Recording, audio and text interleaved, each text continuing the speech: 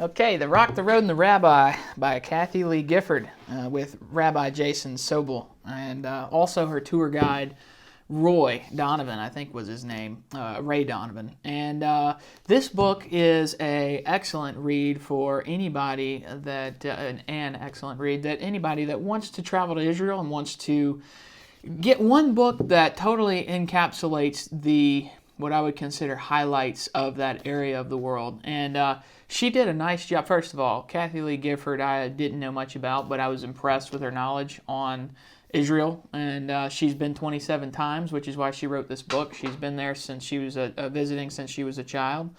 She calls it My Journey into the Heart of Scriptural Faith and the Land Where It All Began. And what's unique about this book is she goes through each location in the scriptures, like David's waterfall, down to the Holy Sepulchre. I mean, everything. And I had no idea what these places were, other than just having read them. I didn't know what they looked like. I didn't know much of the significance behind it. So she travels to every significant place, so she tells you about what it is, but then she takes it a step forward with the rabbi, and he connects it scripturally and gives the significance of each location scripturally. So a lot of alphanumerical codes that he points out in the scriptures that relate to the timing and the location, and it totally changes the significance of the locations themselves, knowing the rabbi's information. So it was really an in-depth study guide almost of these areas, especially. So this is good for anybody that's traveling to Israel. I almost said India. That wants to familiarize themselves with the history of the Roman Empire, and then, of course, all of the locations that you'll be visiting. I mean, it's a one-stop shop book, because what you can do, and here's what I would recommend, is get this book, read through it, and there's 29 chapters of locations, if I got the number right. Yeah, 29. I mean, everything from Caesarea Philippi to Tel Aviv. And so you can go through each chapter and YouTube the location, the title of whatever you're reading about in the chapter after you've read it, and watch videos on the location itself. There's great little tours on there you can find, and it worked for me in conjunction with the book to visually see everything step by step by each chapter. I even think she has a video series somewhere. I didn't use hers. I just watched regular people on YouTube, but I think she's got a video series that goes with this too that you may already be watching.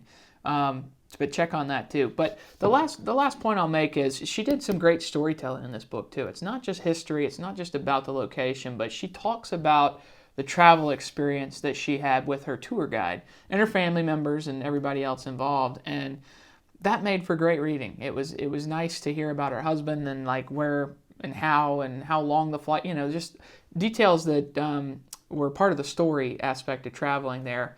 That is outside of just what the locations are, which made it a lot of fun to read. I would say probably humanized it and kind of gave perspective into what your travels may be like to Israel. So I would suggest picking this up. This is a keeper too. I mean, whether you're going to Israel or not, you just want to increase your knowledge of the locations of the scriptures reference in the Bible, or maybe you've watched The Chosen and you want to read more about the real locations that were featured there. This is a great book for those things.